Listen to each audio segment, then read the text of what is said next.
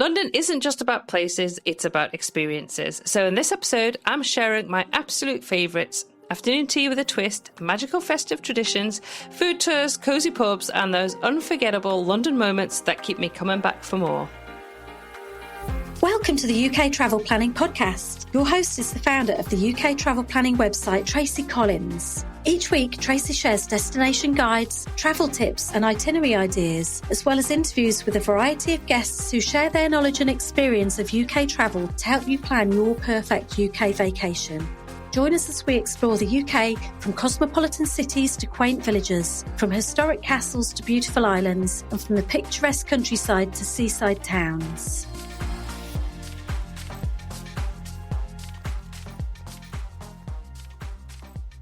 Hi, and welcome to this week's edition of the UK Travel Planner podcast.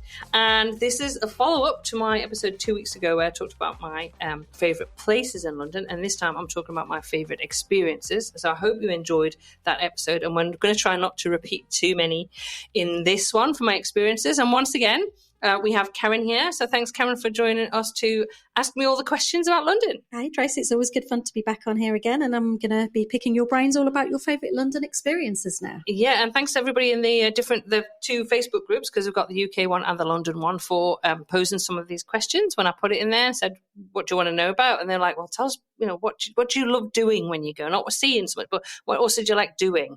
Because, again, there's lots to do in London. So we're going to talk about experiences, move away from places and talk about the actual things to do, eat and enjoy that make London so special. Which all the best things to do in London. Yeah. Afternoon teas and things like that.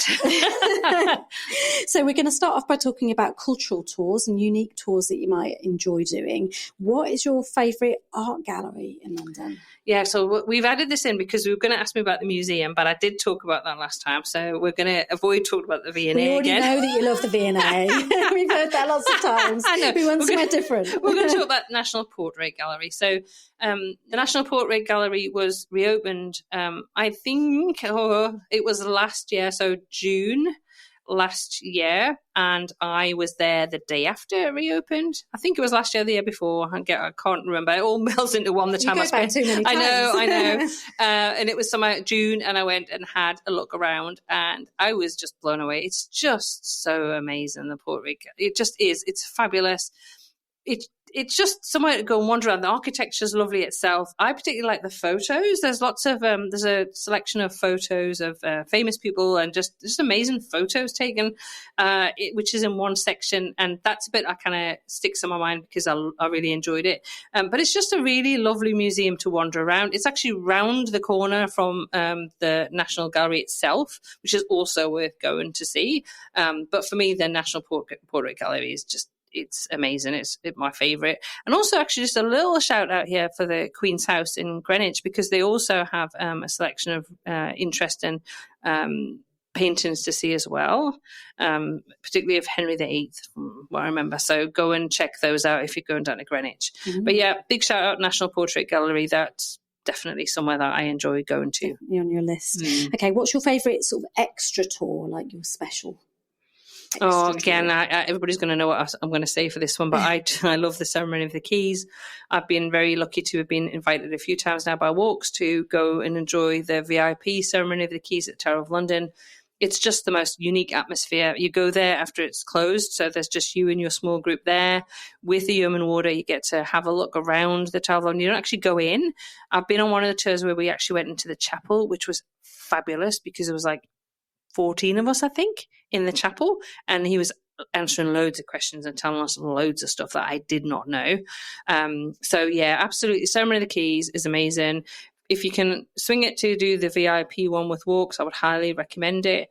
If not, we have got information about how you can get tickets on the website. I've got a whole article about the Ceremony of the Keys. I'm a bit obsessed with it because it's so historic, and it's something I wasn't even aware of. Your name, though, gets written in a book because you've been there. And this has been going on every night for hundreds of years, this same ceremony. You're not allowed to take photos of it. You're not allowed to take video of it. So you have to go and see it. It's the only way that you're going to actually take part in this. That sounds good. Now, what's your favourite hidden gem in London? Okay, now I don't know if I want to call it a hidden gem, but it's definitely a gem. And again, I guess it's in Greenwich, so not everybody heads over to Greenwich, even though you absolutely should. And that's the painted ceiling and the naval hall. And again, this is somewhere that I go back to again and again and again because it is just stunning. It is so beautiful. Have you been? No, I haven't. I thought, you need to go again. I'll show you some. I'm going to show Karen some photos of this afterwards because she hasn't been.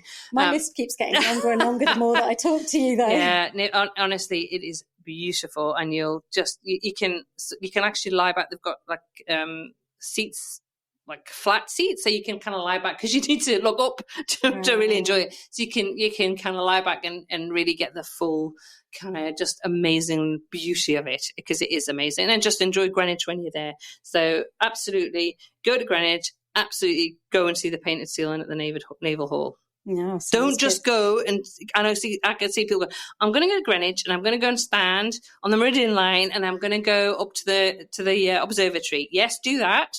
100% do that. But also definitely stop off and see the painted ceiling at the Naval Hall. You will not regret it. No, I need to add Greenwich as a whole to my list because I've not been there before. So it's definitely going to be somewhere that I will make the effort to go to.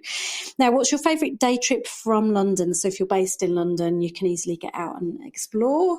Somebody asked me this and I'm like, actually we've done 2 entire episodes about this, about the best day trips from London by train, and there's just so many. You can go anywhere really from London, can't you? Yeah, you can get places quite quickly because you've got direct trains to lots of you different cities. Yeah, you can go to Paris. I've done Paris for the day from London. So the amount of places you can go to is just there are so many to choose from, and actually trying to choose one. Obviously, I talked about Hampton Court is very easy. I talked about that in the last episode when I was talking about places.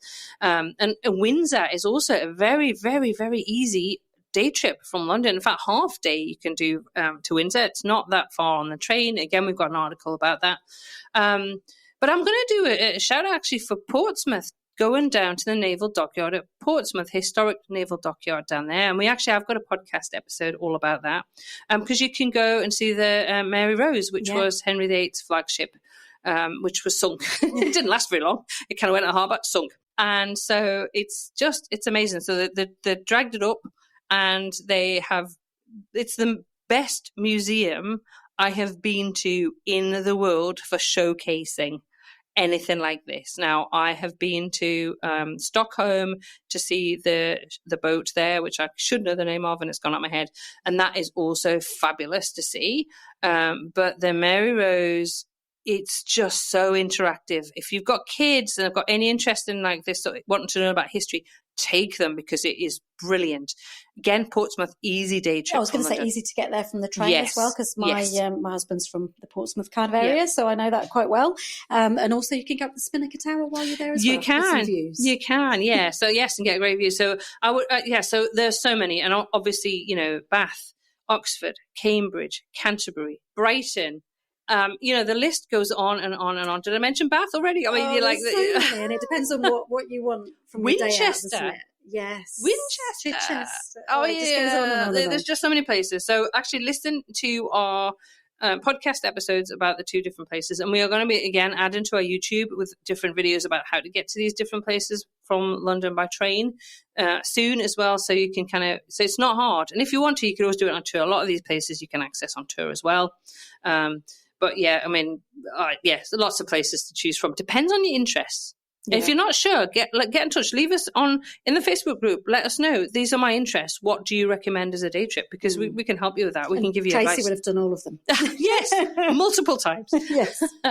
So what's your favourite food tour? This is an important one. I know food tours are important to you. Yeah. Yes, I love food tours. And, again, this is one I've talked about, and I don't want to go on and on and on the podcast about the same stuff, but I guess if I really enjoy it, it's going to come up, and that's the Taste, Tales and Traditional Ales Devour food tour, which takes you around some of the old historic pubs in the City of London, and amazing. You learn so much. Not only do you get to try the food and drink, which is fantastic, but you learn about the history of these pubs as well. You can sit where Charles Dickens sat and had a drink. I mean, come on. What kind of foods do you have on this tour? I'm really intrigued. Is it sort of slightly strange, quirky foods, or is it? No, it's kind of traditional. I guess the sort of things you like: sausage roll, Scotch egg, that sort of thing. So, I'm trying to think of some of the other foods we had, but that sort of kind of traditional kind of British snacky kind of foods that you have. So, yeah, really good. Oh, pork pie is another one we had. So I think the food and the drink is all part of learning as well about the history of those pubs and who drank there and who met there. And yeah, I would highly recommend it. It's a tour that I've done a couple of times, and the first time I did it, I took my friend Terry, and she's still talking about it. She tells all her friends about this tour because she loved it, and she's from London. Yeah, she's from London and didn't know about all of these pubs and the history of all these pubs. So, this is even from people from London who learn about this stuff. So I'd highly recommend that one. And obviously they've got the ultimate food tour, which is Borough Market, which I also enjoy. And it goes to Leadenhall Market as well, as now included in that tour. So if you want to try food tours, I have actually a whole article on the London Travel Planner website with a list of different food tours, depending on what you're interested in, like if you're into cheese or if you're into gin, or there's lots of different food tours as well that can focus on that. So take a look at that. I'm always happy to do a food tour, to be honest. It doesn't matter where I am. It doesn't take any persuading, does it? No. So now we're going to talk about different seasons. So what's your favourite time of the year to visit London? Christmas. Everybody knows I'm going to say Christmas. Yeah. Except it's also crazy. Freezing cold and busy. Cold, but it's so busy. So busy. I was there last week. That's the only downside, okay? It's because everybody wants to go and experience the Christmas lights, and British people people from live outside of London go into London to see the Christmas lights because they are spectacular. They're lovely. The shops are so beautifully decorated. It's got a wonderful atmosphere. Covent Garden at Christmas is so lovely, and I'm talking about not Christmas Day and Boxing Day because it's a whole different thing. Things are quite quiet. So, because I think people think they're going to go to London on Christmas Day and everything's going to be open, it isn't. So I'm just going to say that now. But before that kind of build up to Christmas season is just fantastic. It is a lovely, lovely time of year to visit. Wrap up warmly, put in your scarf, your gloves, your hat, and just go and have some mulled wine. And you'll see people selling chestnuts. And yeah, it's a fabulous time of year to visit. And also pantomimes as well. Go and see a pantomime in the theatre, I know I was trying to explain to my kids who've grown up in Australia what a pantomime was all about because they had no idea what it was all about. How would I describe it? I don't know how to. It's like, it's fun. That's the best way to describe it. It's a huge tradition in the UK. And when my daughter was small, every Boxing Day we'd go to pantomime. And he goes, "Oh no, you didn't." "Oh yes, we did." That's it. If you're going to see a pantomime, I know you'll know exactly what I mean when I say that. But yeah, I think December is such a lovely time to be in London. Yeah, it really is. I'd love to snow. It didn't snow last year, and I think it was the year before. Was it when I wasn't there? And Dommy, my friend from Scale and Studio, she sent me all these beautiful. It was beginning of December, and they had loads of snow. I couldn't believe it. I was like, "Oh, you're lucky," because it just looks even more beautiful under snow. Yeah, and I think to us, both of us living in Australia now, having come from the UK, it feels Christmassy when it's cold and snowy, doesn't it? Absolutely. Whereas here, I love Christmas here. I do love the sunshine and the heat, but it's definitely got a different experience to it when you go back for a nice, cold, cosy kind of Christmas with your log fires in the pubs and all of that kind of stuff. So, yeah, absolutely. Yeah, you're right, because I kind of grew up between the Southern Hemisphere and the Northern Hemisphere, so I had a mixture of both. I would have either Christmases in the heat and the beach, and then Christmases where it was cold around the log fire and the frosty or snow. And I prefer the cold. I do prefer. If I could choose every year, I'd spend that 10 days somewhere. It doesn't have to be in the UK. Actually, it could be in Switzerland. I've spent Christmas in Switzerland in a lovely chalet in the Swiss Alps. So I don't mind really, as long as it's cold and cute. Cold and cute and cozy. Yeah, no, Switzerland's on my son's list. Actually, we were driving to school this morning, and he said we were talking about our upcoming UK trip because we're going back in September for a few weeks. And he was saying, "Can we go to Switzerland while we're there?" He's obviously just seen it on the internet and started doing some research about places to go. So, more places. I'm going to tell you, actually, I went from London, from north of London, from when we were living, to my mum's house in Switzerland in a day by train. Wow. Yeah, so that is doable too. Absolutely. So maybe you should tell him he can do it. Yeah, and we'll come back and talk about it on your global travel planning podcast as well. Absolutely. Cool. So what's your favourite shop at Christmas? Obviously, we talked a bit about how busy London is, and obviously Christmas shopping in London would be pretty chaotic. Yeah, what's your favourite shop for Christmas? Yeah, favourite shop at Christmas it's got to be Fortnum and Mason. Even though it does get crazy busy, and I'm going to put because it does, and you can't get moved. In fact, I think last year, the last time I went to visit Fortnum and Mason, I didn't stay in there very long because it was a bit too crowded for me. Even on the kind of walking up the stairs, going up to like the second floor, there's like a lot of Christmas decorations and stuff because I love the Christmas shops. So a lot of the shops, as well as being decorated, but they'll start like having a Christmas section where you can go and buy Christmas decorations and things like that. So in Fortnum & Mason last year, and it goes on until January as well, you can go and buy all the Christmas decorations, and it was lovely. And also you can stand.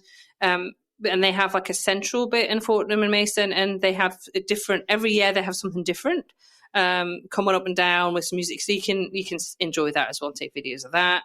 And obviously it's just a lovely shop anyway. Yeah. But at Christmas it does get crazy. It really is, like the hampers, the decorations. It's like a Christmas film set. It's like something out of Hollywood. You know, when you think about these Christmas movies, yeah, it really looks like that. Yeah, and also apparently, I have not done this, but I think it's £25. I'm going to say that to ship. Well, it doesn't matter how much you buy from Fortnum & Mason, you can ship it back to the United States or anywhere, I guess. But I know I've heard from some of our listeners that I think it's £25, maybe it's $25, and you can ship whatever you want from, I believe, from Fortnum & Mason.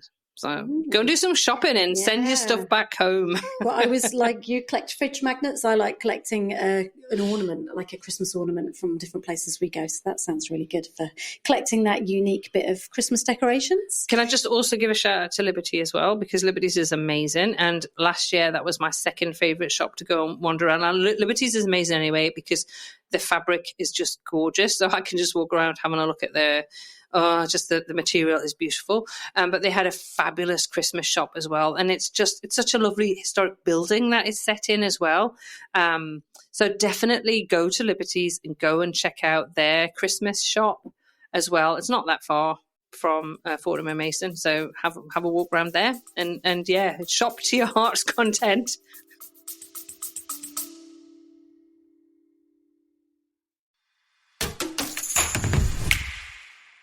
Planning a trip to London, if you're looking for tours that are well organised, full of interesting stories and a pleasure to take part in, I can't recommend Walks and Devour tours enough.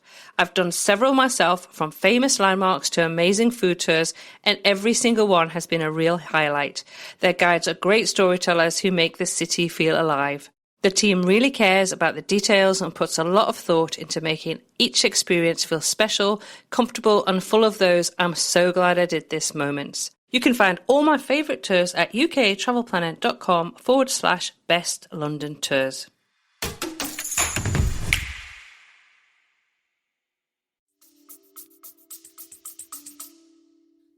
So we talked a bit about Christmas lights just there while we're getting in the festive season. What is your favourite way to see the Christmas lights in London?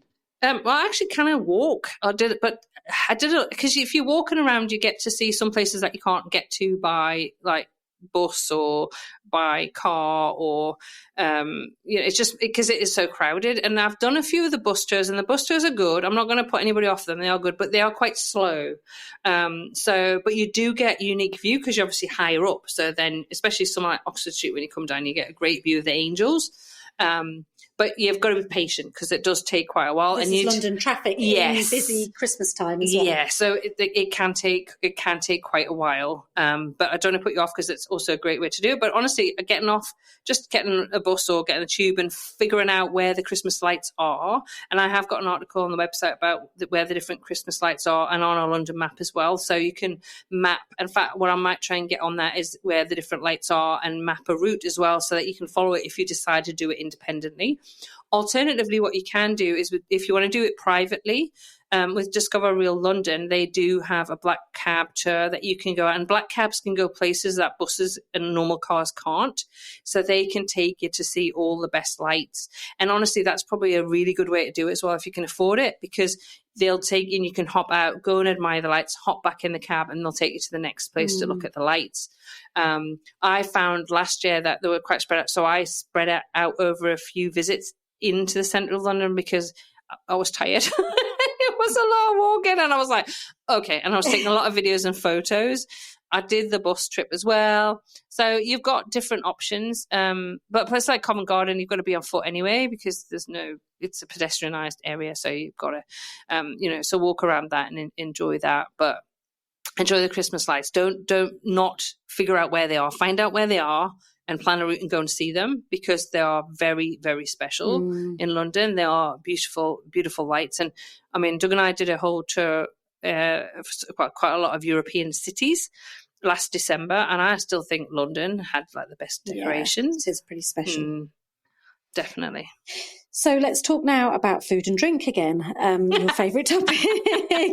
This is a topic I see coming up quite a lot in your Facebook group as well, about what's the best afternoon tea? Right, so I'm going to say I'm still testing. Right. We need to both go back and test all of the afternoon teas, and then we can review this. Yeah, so if you have an afternoon tea in London and you'd like to invite me to come and test it, please do. Or me. Please get in touch, because there are a lot, and I also have to be careful that I can't have too many, because I will put on weight. So I try to do a few every time I'm in London.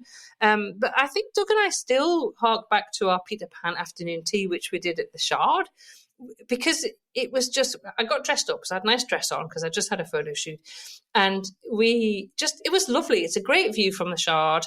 And it was a themed afternoon tea. So you've got a choice in London. You can do a themed afternoon tea, which is like Peter Pan or Alice in Wonderland, for example. Or there's Charlie and the Chocolate Factory. There's lots of different themed teas, and I love them as well. I think they're really cool. And there's also traditional afternoon tea. So if you can like something like Fortnum and Mason or the Ritz, they're traditional afternoon teas. So if you want that kind of traditional English afternoon tea, then choose that one. If you want a themed afternoon tea, then you have plenty of options. We just enjoyed the Peter Pan one. It was really quirky. It was really fun. We had great views over London while we're enjoying our afternoon tea. I'm always up for trying lots of different afternoon teas. There are just so many choices in London that I don't think it's possible that I could try all of them, though I would give it a really good go. So can you tell us a little bit about what was involved in the Peter Pan afternoon tea? Well, it's kind of the usual, you get your sandwiches. So you have your savoury and your sweet, and you also have a So where scone. did the Peter Pan thing come in, though? Well, it was a boat.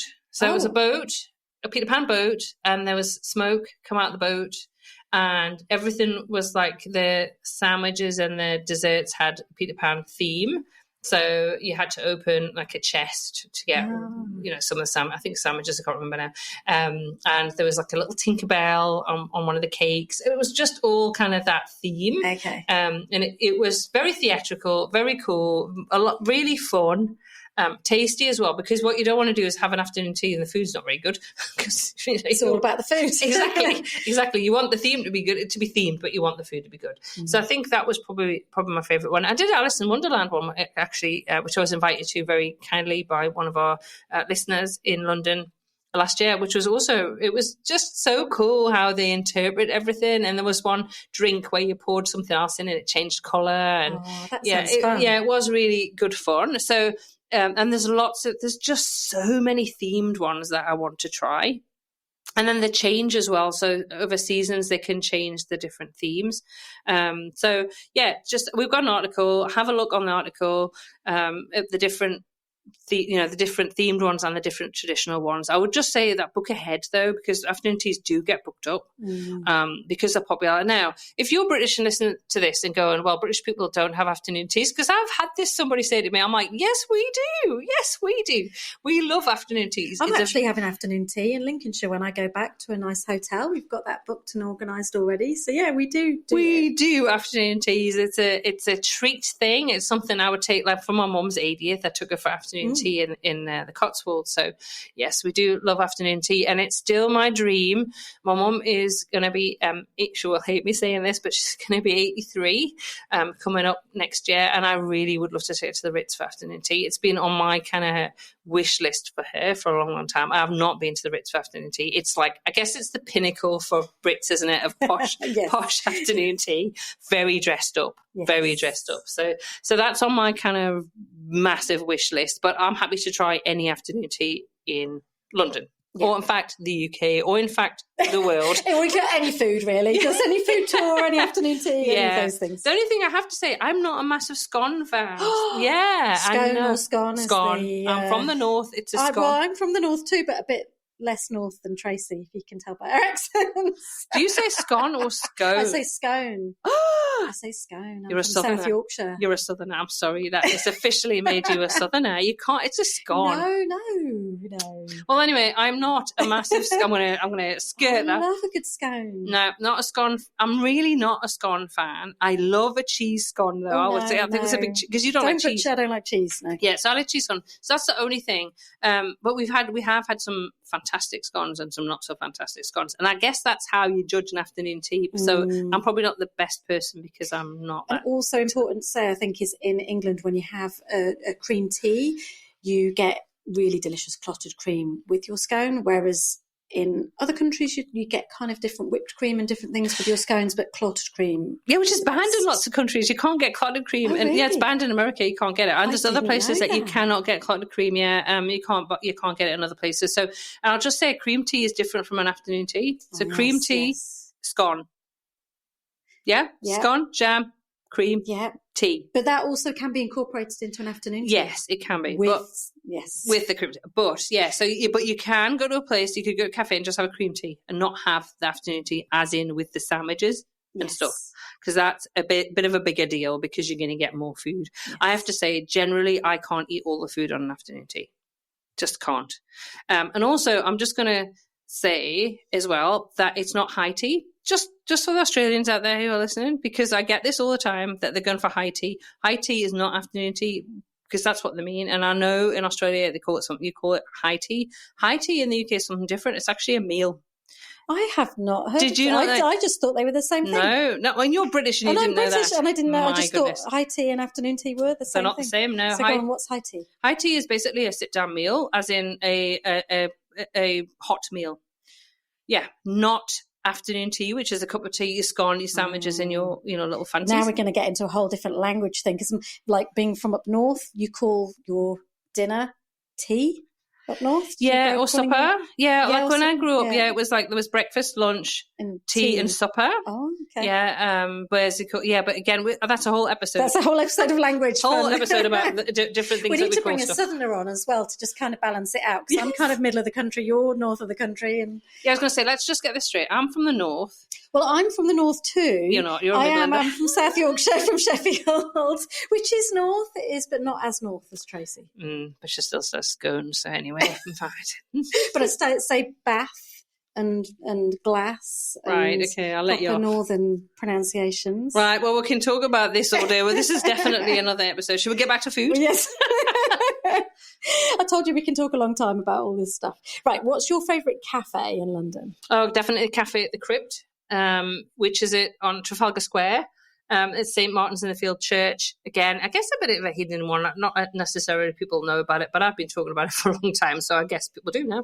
I go. So the ideal thing for me is to go to Trafalgar Square, go to the National Portrait Gallery, and then pop over to the Cafe in the Crypt, which is what it is. It's a cafe in a crypt. So you go downstairs. That's what it says. Yes. So there's flagstones for graves. Which sounds a bit weird, but actually it's in the food, they do really, really good food and reasonable prices. So if you're in that area, last year I did the one day in London tour with walks with Melissa, my friend who did it, which was solo in London last year, and I joined her for that tour.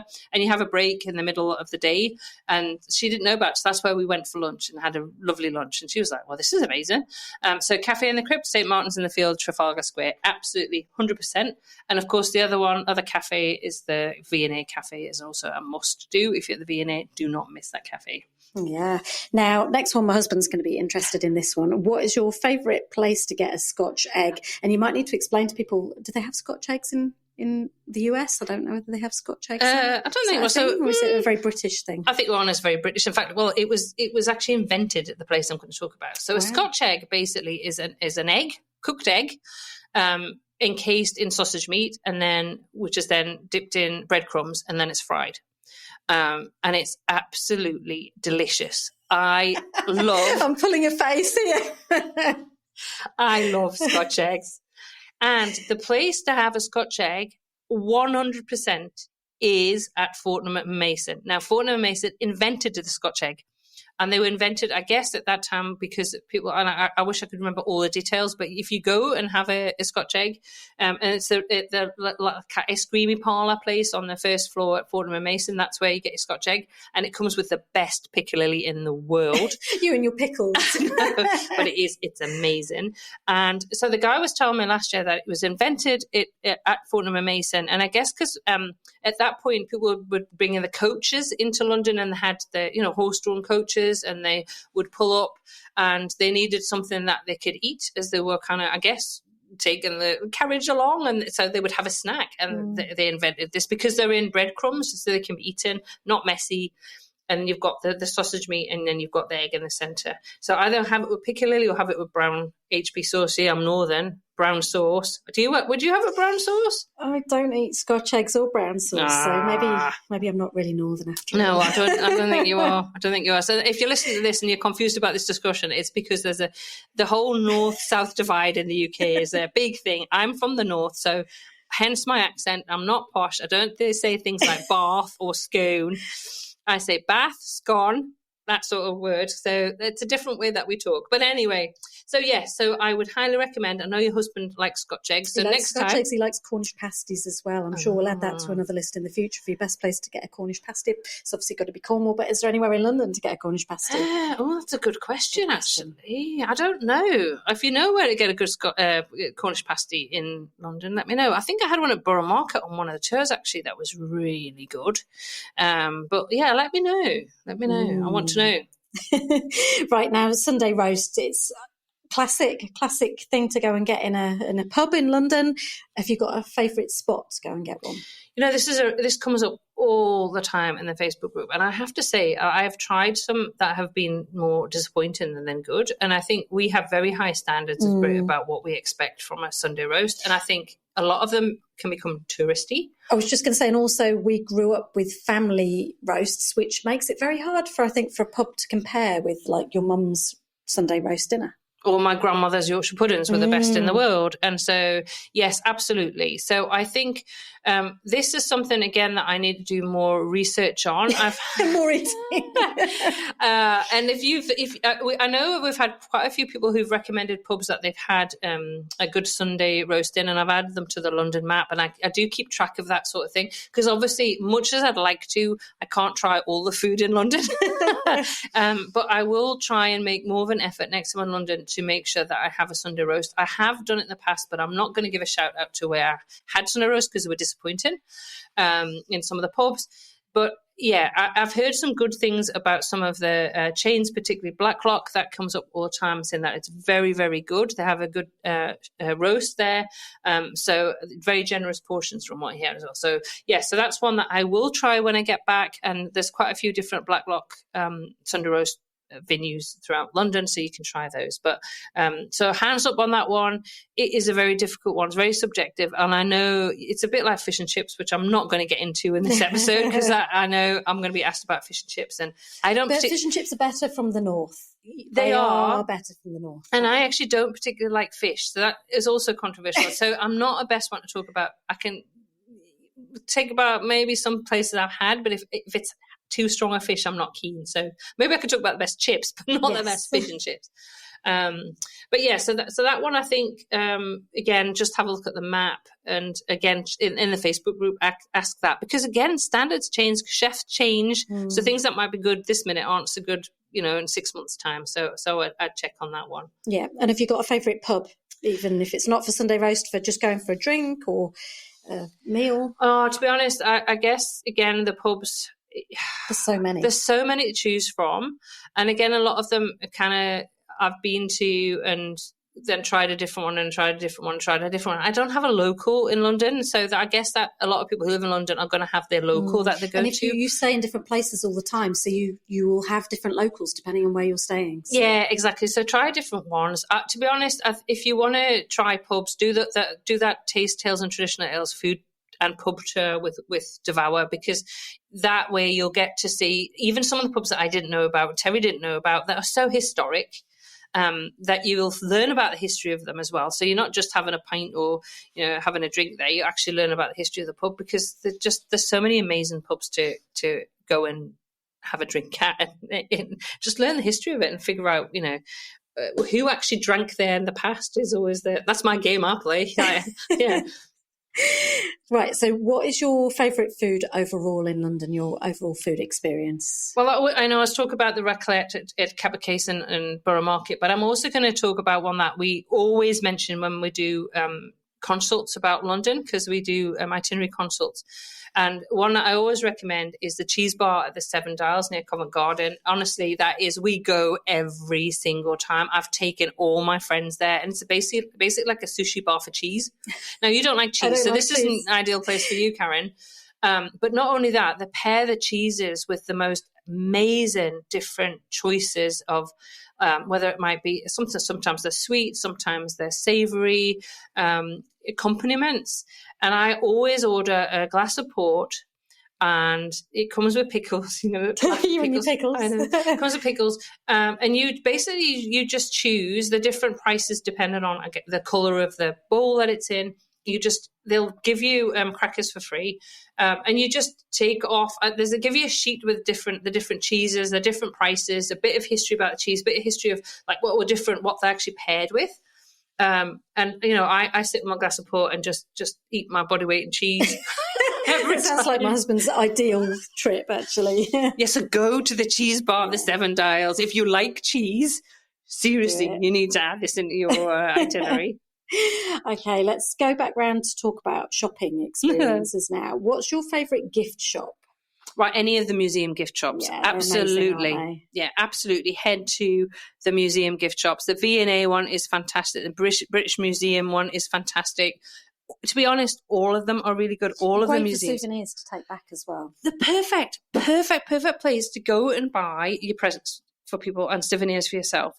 Honestly, I enjoy the museums, but I also love the time in the gift shop as well. And you can get some fantastic things. I guess probably the one I would say that, well, all of them are really good, but the V&A is also has got a fantastic gift shop. But any of them, honestly, you can get some fantastic, brilliant presents there and brilliant things for yourself. So yeah, museum gift shops, 100%. Wherever you are, whether in London or not, actually the gift shops are always fantastic. Yeah, no, for sure. And where's your favourite bookshop? Do you have one of those in London? Oh, I used to work just off Oxford Street, and I used to spend a lot of time wandering around the bookstores on Charing Cross Road. But actually, I'm going to mention a cute one that everybody wants to go to, and that is the Travel Bookshop in Notting Hill. Yes, it's there. Yes. It's actually an actual bookshop. Yeah, you can go in the bookshop. So, if you're doing the Notting Hill itinerary, you're walking around. We share that on the map, and you can just take your photos, you can go to the Blue Door, and you can go into the bookshop and have a look at, the travel books, and hope that you're going to meet Hugh Grant. That's fun. I watched it actually on the plane last time I went back to the UK, because I hadn't seen it for many, many years, so I watched it again. It's a lovely movie. I do love it. It's great.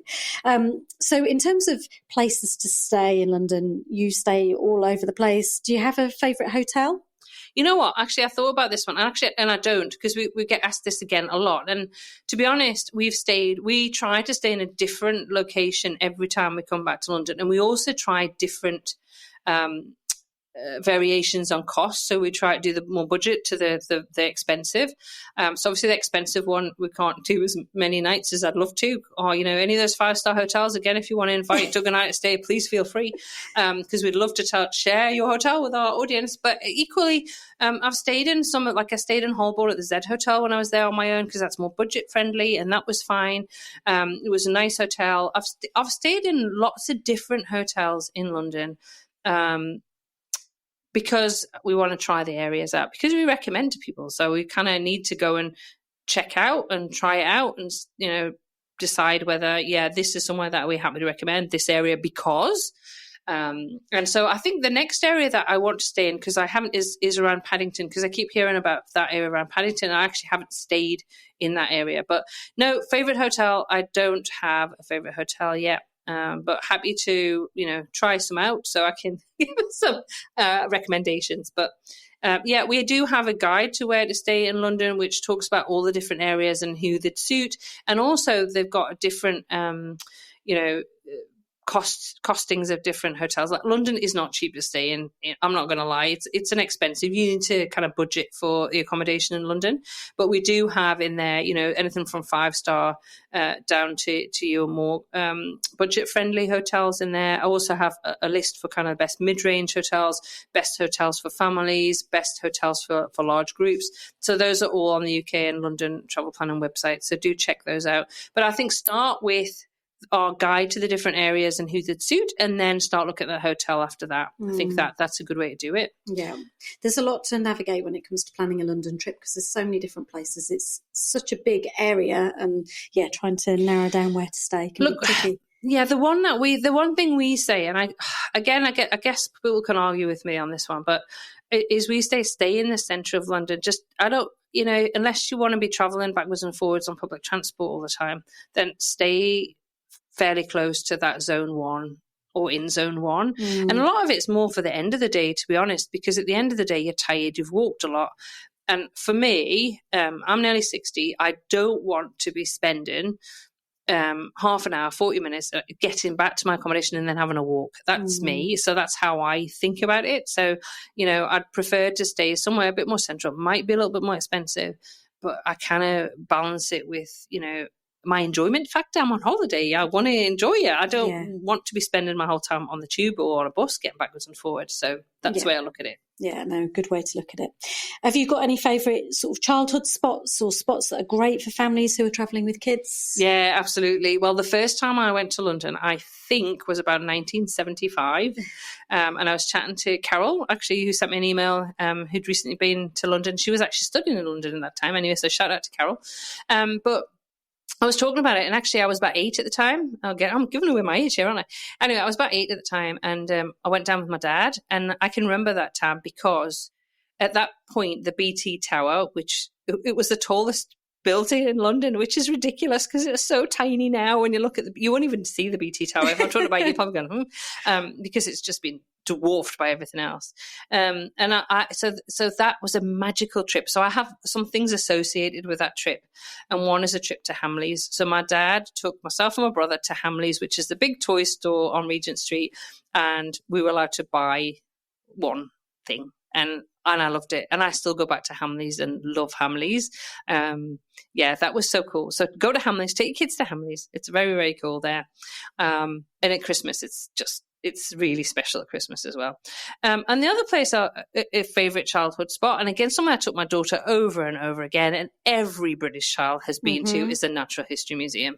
It's amazing. Yeah, it is fantastic. It's free. And also I will say, because I do get sometimes people say, well, the museums in the States are very good. Yes, I'm sure they are, but they're free. In London, they're free. And the Natural History Museum is fabulous. It's just somewhere that, honestly, every British person, if you ask where did they go, which museum did they go to as a child, they will have gone to the Natural History Museum. It's fantastic. And it's so huge. You can easily spend a full day there, or even go back 2 days in a row and still be looking around it. It's huge. Well, my aim last year, I went to the V&A, of course, and then I went to the Science Museum, and my aim was to then fit the Natural History Museum in that day. Not a chance. I just couldn't. And really, you have to give yourself a whole day. I will also say, Doug and I wanted to go to the Natural History Museum a couple of years ago when we were there at Christmas. So it was probably like December 22nd, something like that. It was a rainy day in London. Everybody was off. We didn't book a slot. So it's not my hand for me for not doing that. And we got there and the queues were huge. Oh, well, so it is free, but you do still need to go online and book your ticket, don't you? Yeah, if you're going on a busy time like that. If you're going like, and it's not school holidays or weekend or, raining, you'll be fine. But we went earlier on in the year, it was not a problem. But at that particular time, a few days before Christmas, because everybody's off in London as well, the kids are all off school, people who live in London also going to take the kids to the Natural History Museum. I remember wandering around there once and seeing Alan Davis, the comedian, who I really like. Yes, actually, you do randomly see sort of famous people, and it's quite exciting when you're walking around. And it was great. I was like, wow, my goodness. I was a bit starstruck because I really like Alan Davis. So, yeah, that was really cool. So, yeah, fantastic place to visit. So do include the museums. And one last thing I also remember, I'm going to say this as well, is that my dad took us to a place to eat off Piccadilly Circus. And I remember seeing the billboards, and I've not seen anything like that. The billboards at Piccadilly Circus, it was nighttime, it was dark. And he took us to this place for dinner. We went down some steps and we had dinner. I can't remember what the main course was, but I'll never forget. It was the first time that I had Black Forest Ghetto. 1970s. Came on a trolley. So yeah, that was it. It's those iconic memories, isn't it, though, that you have from trips like that. Yeah, so if you're taking your kids to London, those are the things they're going to remember. Honestly, so yeah, it was a lovely trip, and I lost my dad when I was in my 20s, unfortunately. So it's lovely to think back on that. But yeah, take your kids to the Natural History Museum, take them to Hamleys, take them to Covent Garden, and lots of the parks are great to run around. Have you got somewhere in London you'd love to take your kids? Oh, I don't. We did kind of a boat trip, and we did all the sites and all the main tours, and just outside of London, obviously going to Harry Potter Studios, which is not kind of the iconic architecture and other things, but that was an amazing day out. Oh, it's a great trip. So many things to do, but yeah, our favourite I think was the Natural History Museum. It was just a standout place to go. We loved it. Okay, so Tracy, what's your favourite way to get around London? Well, I'm glad you asked that, Karen, because it's absolutely by boat, because you get such a different view of London. It's just, you're on the river, you see underneath the bridges, you see all the sights from the river itself, and go all the way down to Greenwich. Shout out to Greenwich again. Great trip, absolutely great. I know you did that last time with the kids, didn't you? Yeah, we had such a good time, and you get such a great view from the water of all the iconic places, so it's amazing. Perfect. Well, that wraps up my London favourites. Yeah. I know, I can't believe there's another episode. Can we just end with one last thing? What would be your tip if you had to recommend one experience in London for people to do? What would be the one that you would choose? Oh, it's going to be the VIP tour of the ceremony of the keys. If you can swing that, I would do that one if that's on. So anyway, I think that wraps up this episode. Wow, I can't believe that's 2 episodes talking about London. I can talk about London all the time. We could carry on and on and on, I think. So favourite places, favourite experiences. Let me know if I've missed out something that you really like, and I'm sure I have, because again, these are just personal to me.